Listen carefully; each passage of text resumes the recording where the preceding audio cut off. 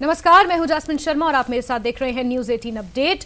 Captain Kamal Nath ने आज लगातार दूसरी बार कैबिनेट की बैठक ली, जिसमें मुख्य फोकस किसानों और उनकी समस्याएं रहीं।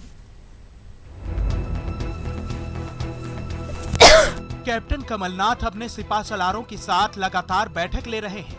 आज भी भोपाल में कैबिनेट की बैठक हुई, जिसमें तमाम मुद्दों के साथ किसानों के कर्ज माफी और किसानों को ज्यादा से ज्यादा लाभ पहुंचाने के मुद्दे पर चर्चा हुई।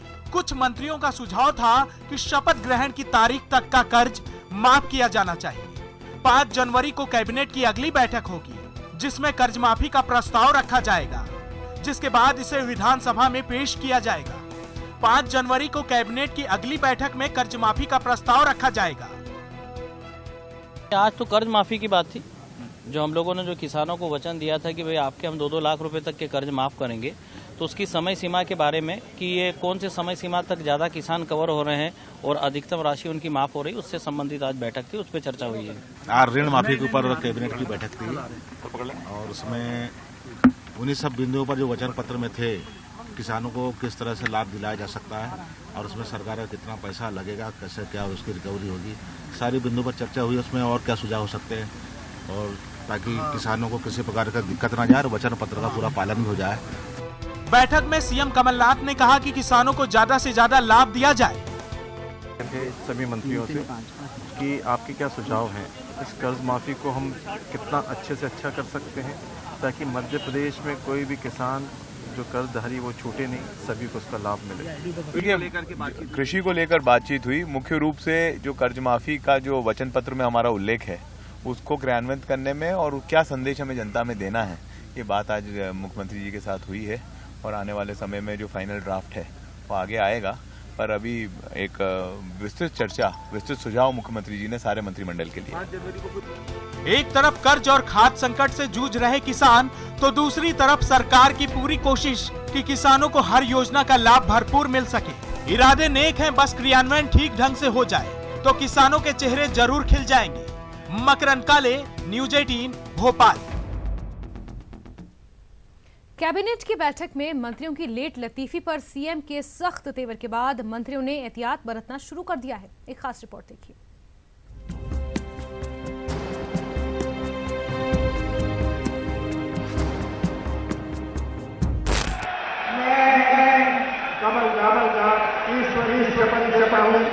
सीएम पद की शपथ लेने के बाद से ही कमलनाथ ने अपने तेवर दिखाने शुरू कर दिए थे।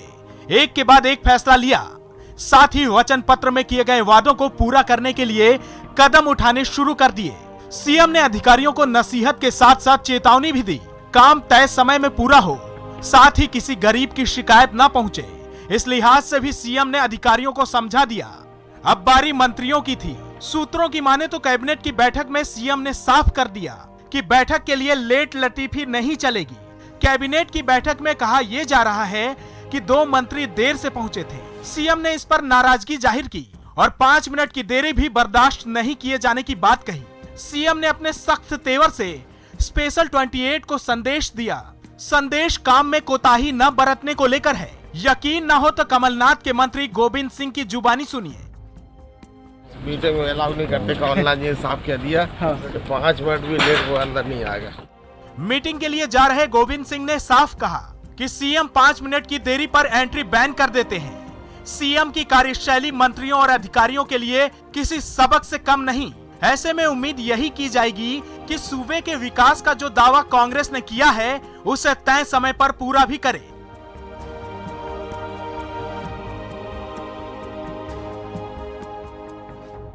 शरद श्रीवास्तव, न्यूज 18 भोपाल।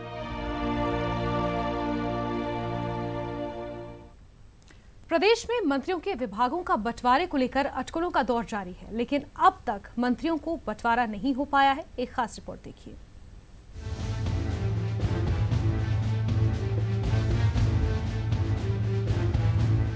टीम कमलनाथ के स्पेशल 28 की शपथ भी हो गई और कैबिनेट की पहली बैठक भी, लेकिन विभागों का बंटवारा 2 दिन बीत जाने के बाद भी नहीं हो पाया। बुधवार के बाद गुरुवार को कमलनाथ कैबिनेट की दूसरी बैठक भी मंत्रियों को उनके विभागों के बंटवारे के बिना ही हुई। सीएम कमलनाथ मंत्रियों के साथ प्लानिंग तो बना रहे हैं, लेकिन बिना किसी विभाग की जिम्मेदारी के। मंशा ऐसी है कि सारे मंत्रियों को मध्य प्रदेश के संपूर्ण विभागों की जानकारी होना चाहिए। तो आप ये मत सोचिए कि विभागों के कारण काम रुका हुआ है, काम तत्परता के साथ चालू है।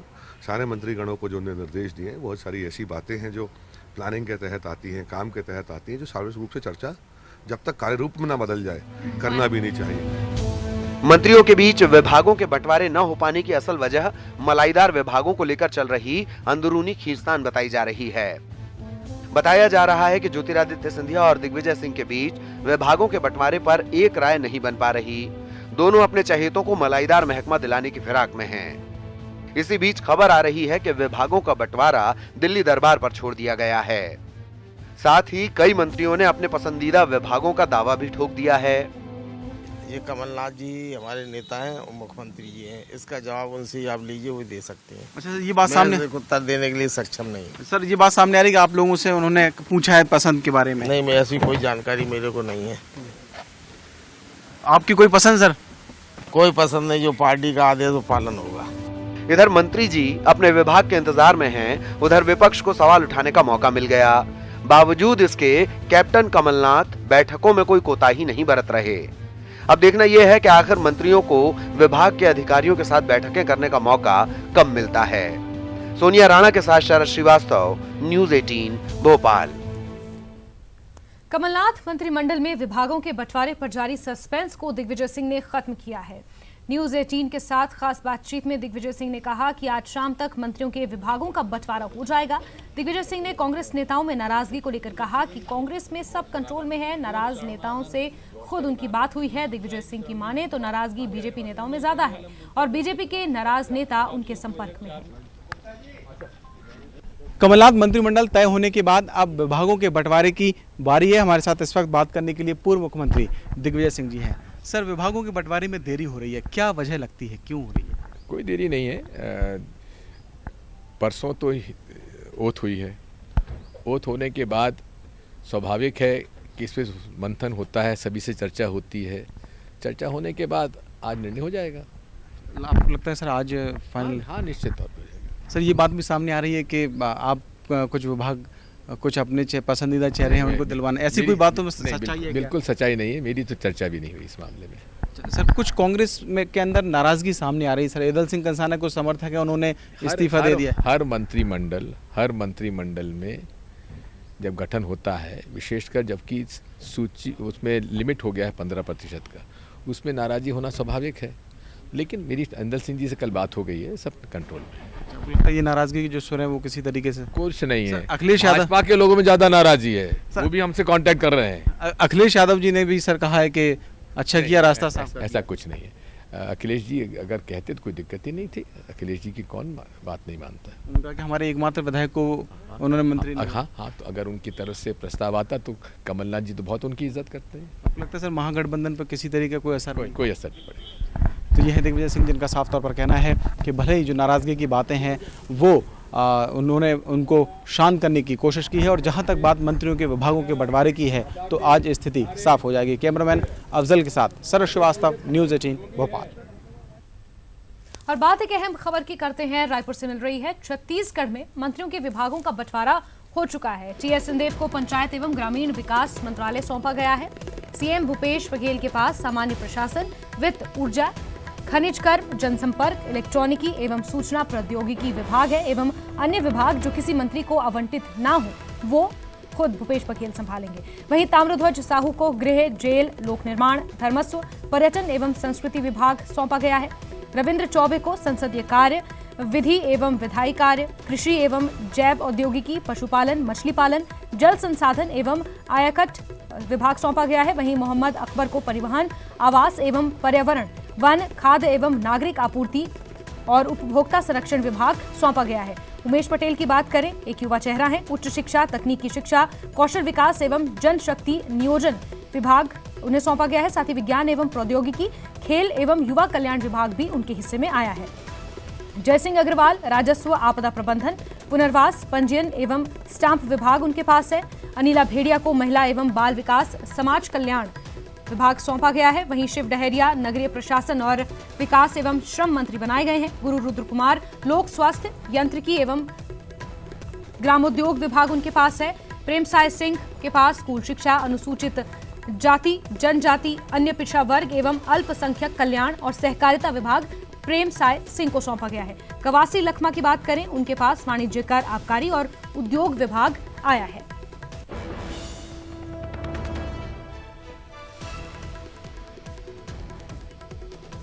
तो आपको बता दें, छत्तीसगढ़ में मंत्रियों का बंटवारा जो है वो हो चुका है और योग्यता के आधार पर सभी जो मंत्री हैं उन्हें मंत्री पद सौंपे गए हैं, विभाग सौंपे गए हैं।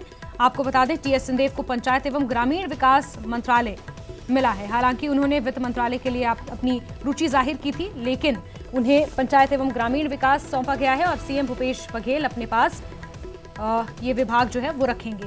वहीं कवासी लखमा के पास आपको बता दें, वाणिज्य कर, आबकारी और उद्योग विभाग सौंपा गया है। ताम्रध्वज साहू की बात करें, कदावर नेता हैं कांग्रेस के, उनके पास जो विभाग सौंपा गया है उन्हें जेल, लोक निर्माण, गृह विभाग, धर्मस्व, पर्यटन एवं संस्कृति विभाग उन्हें सौंपा गया है। वहीं अनिला भेड़िया एकमात्र महिला मंत्री हैं मंत्रिमंडल में जिनके पास महिला एवं बाल विकास और समाज कल्याण आया है। और रविंद्र चौबे की अगर हम बात करें तो उनके पास संसदीय कार्य, विधि एवं विधायी कार्य, कृषि एवं जैव प्रौद्योगिकी, पशुपालन, मछली पालन, जल संसाधन एवं आयकट विभाग उनके पास आया है। मोहम्मद अकबर की अगर हम बात करें, अल्पसंख्यक नेता हैं, उनके पास परिवहन, आवास एवं पर्यावरण, वन, खाद्य एवं नागरिक आपूर्ति और उपभोक्ता संरक्षण विभाग उन्हें सौंपा गया है।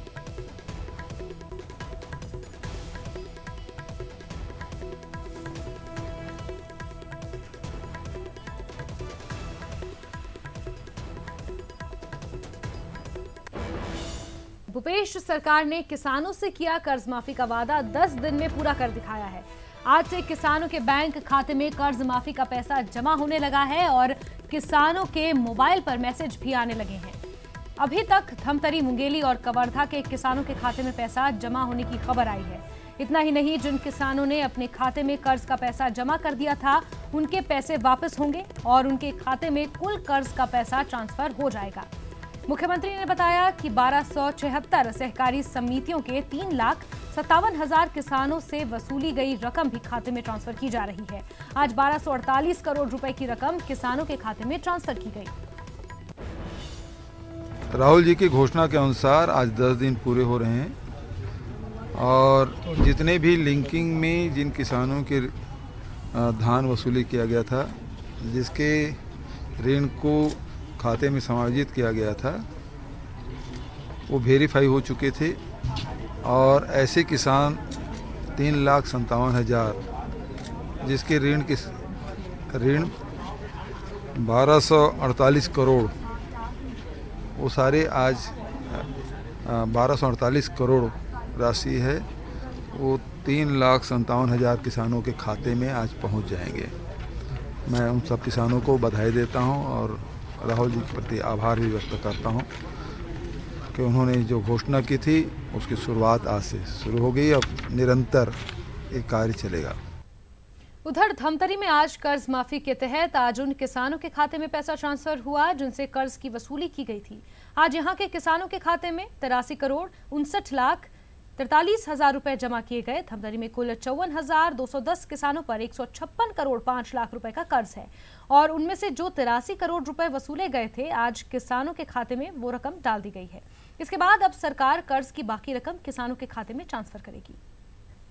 हो गया ऋण माफी का, जिनका पहले लिंकिंग के माध्यम से जो ऋण काट ली गई थी समितियों में, वो उनके सेविंग खाते में वापस की जा रही है। लिमिट तो है नहीं, बस उसमें ये कि अल्पकालीन ऋण वालों का, अल्पकालीन हो या उसका परिवर्तन हो, इन लोगों को माफ़ करने का है। अभी तक तो 83 करोड़ हम लोग वसूल कर चुके थे, जिसको भी वापस कर रहे हैं। नहीं, उनका भी ये वापस होने के बाद फिर उनके खाते में उनकी राशि समायोजित कर दी जाएगी। किसानों के खाते में आज 1248 करोड़ रुपए की रकम ट्रांसफर होने के बाद अब हर किसी की निगाहें पूर्व मंत्री अजय चंद्राकर पर टिक गई हैं, क्योंकि कुरुद से जीते चंद्राकर ने यह ऐलान किया था कि अगर 27 तारीख तक किसानों के खाते में पैसा जमा नहीं हुआ तो वो विधायकी से इस्तीफा दे देंगे। उन्होंने ये ऐलान किया कि 21 तारीख को कुरुद में विजय जुलूस के बाद आयोजित जनसभा में किया था। ये तस्वीरें उसी दिन की हैं और हम आपको अजय चंद्राकर का वो बयान भी सुनवाते हैं जो उन्होंने इस जनसभा में मंच से दिया था। 27 तारीख 11वां दिन है, कोई कांग्रेसी मोर संसर्प लगेगा मोर इस्तीफा की कीमत में यदि किसान के अब तक पैसा लोन माफ हो है और वो पर खाता मांगे हम राहुल गांधी की इज्जत रखे हैं। 27 तारीख 11वां दिन है, कोई कांग्रेसी मोर संसर्प लगेगा मोर इस्तीफा की कीमत में यदि किसान के अब तक पैसा लोन माफ हो है और वो पर खाता मांगे हम राहुल गांधी की इज्जत रखे हैं। 27 तारीख 11वां दिन है, कोई कांग्रेसी मोर संसर्प लगेगा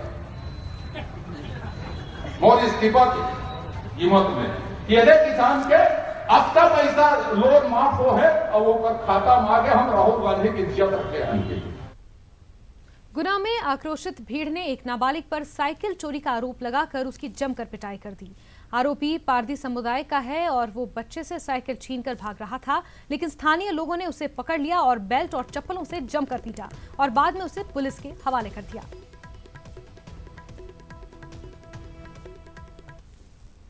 सीएम कमलनाथ ने जब से यूरिया को लेकर चिंता जताई है, तब से मैदानी क्षेत्रों में इसका असर दिखने लगा है, लेकिन किसानों को मांग के अनुरूप यूरिया अभी भी नहीं मिल पा रही है। लेकिन जिले भर में लगातार यूरिया की आवक जारी है, जिससे अब विपणन संस्था के अधिकारियों को उम्मीद है कि आने वाले समय में जल्द ही यूरिया की किल्लत खत्म होगी। हालांकि बुआई के इस समय में यूरिया की किल्लत से प्रदेश के किसानों के साथ कमलनाथ सरकार की परेशानी अभी खत्म होती नजर नहीं आ रही है। पर्याप्त मात्रा जहाँ नहीं मिल रहा, 1 बोरी 50 बोरी की जरूरत है और 6 बोरी यूरिया दे रहा है और 4 दिन होगा लाइन में लगा है। कितने एकड़ किसान हो? हम 15 एकड़ किसान हैं। कितनी आवश्यकता है? हमें 50 बोरी की हिसाब जरूरत। मिल कितना रहा है? 6 बोरी। पर्याप्त नहीं है? पर्याप्त क्यों नहीं मिल पा रहा? यूरिया क्यों नहीं मिल पा रहा? यूरिया है ही नहीं है। क्या कह रहा है? यूरिया नहीं है यहाँ पे। यूरिया के लिए आज मंडीदीप रैक से रायसेन में 1025 टन यूरिया प्राप्त हो रहा है हमें, और इसके बाद 1600 टन इफ्को यूरिया की मंडीदीप रैक से वो भी ट्रांजिट में है, उससे प्राप्त हो जाएगा। तो 2 या 3 दिन के अंदर 2600 टन यूरिया रायसेन जिले को प्राप्त हो जाएगा। इसके बाद एक आगामी रैक कोरोमंडल की रैक भी है, तो इस 3 रैक से किसानों को काफ़ी फ़ायदा होगा और उनको मात्रा में यूरिया मिल पाएगा। जबलपुर के गोरखपुर इलाके में पिज्जा खाने से 5 लोगों की तबीयत बिगड़ गई। उन्हें एक निजी अस्पताल में भर्ती किया गया है। शिकायत मिलने के बाद पुलिस मामले की जांच में जुट गई है। जानकारी के मुताबिक सभी ने रसल चैक स्थित एक रेस्टोरेंट से पिज्जा ऑर्डर कर मंगवाया था। रात को पिज्जा खाकर सभी सो गए, लेकिन सुबह उनकी हालत बिगड़ गई, जिसके बाद सभी को अस्पताल ले जाया गया। 1.5 घंटे बाद सभी लोगों को उल्टी और दस्त और साथ में सिर दर्द, चक्कर की प्रॉब्लम शुरू हो गई, जो कि सुबह 5 बजे तक हम लोग त्रस्त रहे। इससे सुबह 5 बजे हमको हॉस्पिटल घर में 6 सदस्य थे, हम 5 एडल्ट थे और एक 4 साल की मेरी बिटिया थी। सभी को उल्टियाँ शुरू हुई। इसकी कंप्लेंट थाने पे की? थाने पे इसमें कंप्लेंट कर दी गई है। मंदसौर में एक लावारिस शव को निगम के कचरा वाहन से शमशान घाट तक ले जाने का मामला आया। दरअसल मंदसौर जिला अस्पताल में एक अज्ञात शख्स का पिछले कई दिनों से इलाज चल रहा था। 3 दिन पहले इलाज के दौरान इस शख्स की मौत हो गई, जिसके बाद पुलिसिया कार्रवाई के लिए शव को 3 दिन ऐसे ही रखा गया। कुछ समाज सेवियों ने शव का पोस्टमार्टम करवाया, जिसके बाद शव को नगरपालिका के कचरा वाहन से शमशान ले जाया गया। उधर निगम अधिकारी इसे लापरवाही बताते हुए जांच कर कार्रवाई की बात कह रहे हैं। हमारे सब सदस्य द्वारा उन्हें पोस्टमार्टम के लिए बोला गया कि भैया कर दो, इनका 3 दिन हो गए हैं, तो उन्होंने जाके फिर पोस्टमार्टम किया है। और उस पोस्टमार्टम करने के बाद नगर पालिका का एक वाहन आता है खुला, जो कि वो कचरा का वाहन है। और मैंने उस टाइम भी वो वाहन आया था, तो मैंने कुछ आपत्ति ली थी, जो मौजूद अधिकारी थे उनसे बोला था, तो उन्होंने बताया कि भैया ये वाहन अभी उपलब्ध में यही है अभी अपने पास, और वो जो शव वाहन आता है वो कहीं और गया है। देखिए, अभी आपने मुझे ये जानकारी दी है कि किसी व्यक्ति के शव को कचरा वाहन में ले गए हैं, क्योंकि मुझे किसी ने भी ना ही अस्पताल से और किसी ने व्यक्तिगत रूप से मुझे सूचना दी कि किसी की मृत्यु हो चुकी है और नगरपालिका से शव वाहन की आवश्यकता है। फिर भी यदि किसी व्यक्ति ने नगरपालिका के द्वारा ऐसा वाहन भेजा है तो निश्चित है ये निंदनीय है, और अगर ऐसा नगरपालिका के किसी कर्मचारी अधिकारी ने किया है तो मैं इसके खिलाफ जरूर कार्रवाई करूँगी। राजधानी भोपाल में बाग सिवनिया और कोलार थाना क्षेत्र में चेन स्नैचिंग का मामला सामने आया है। दोनों जगहों पर चेन स्नैचिंग की वारदात का तरीका एक ही है। एसपी राहुल लोढ़ा ने बताया कि सीसीटीवी फुटेज के आधार पर आरोपियों की पहचान हो रही है। जल्द ही चेन स्नैचिंग की वारदात को अंजाम देने वाले आरोपी पुलिस गिरफ्त में होंगे।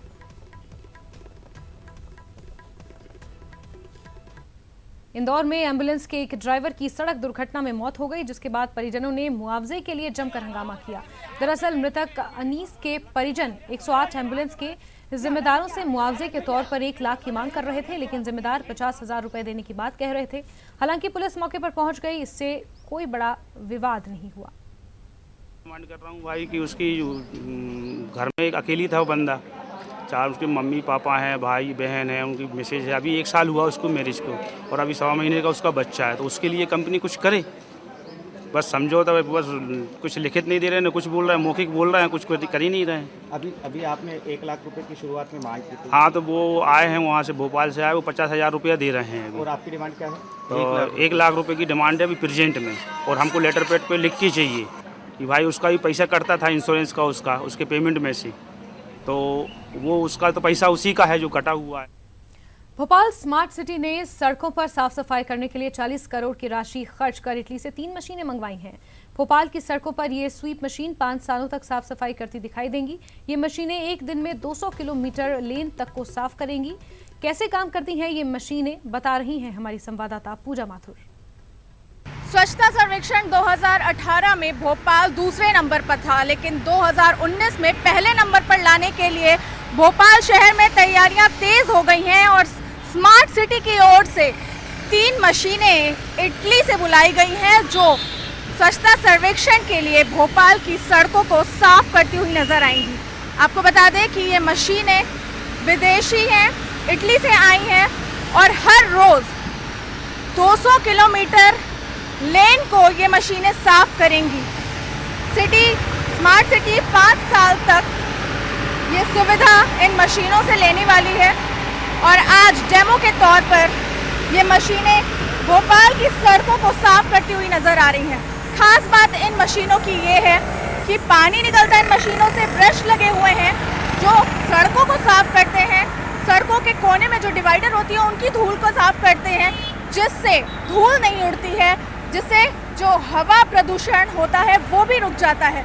तो कुल मिलाकर के कह सकते हैं कि ये मशीनें जो विदेशी आई हैं वो सड़कों को साफ करेंगी, साथ ही जो प्रदूषण सफाई के दौरान होता है हवाओं में उसे भी रोकेंगी। कुल खर्च इन मशीनों का 40 करोड़ रुपए बताया जा रहा है और इस बार पूरी कवायद की जा रही है कि स्वच्छता सर्वेक्षण 2019 में भोपाल को पहला स्थान मिल सके। कैमरा पर्सन अनिल गवई के साथ पूजा माथुर, न्यूज़ 18 मध्य प्रदेश, भोपाल। और इस बुलेटिन में इतना ही, लेकिन हमारी पहुंच आपकी ताकत है। अब मध्य प्रदेश की खबरों को देखने के लिए आप लॉग ऑन कर सकते हैं news18mpcg.com, फेसबुक पेज है news18mp, ट्विटर हैंडल है @news18mp और यूट्यूब चैनल है news18mp छत्तीसगढ़। इसी के साथ न्यूज़ 18 अपडेट में फिलहाल के लिए बस इतना ही। एक छोटे से ब्रेक के बाद भी खबरों का सिलसिला लगातार जारी है।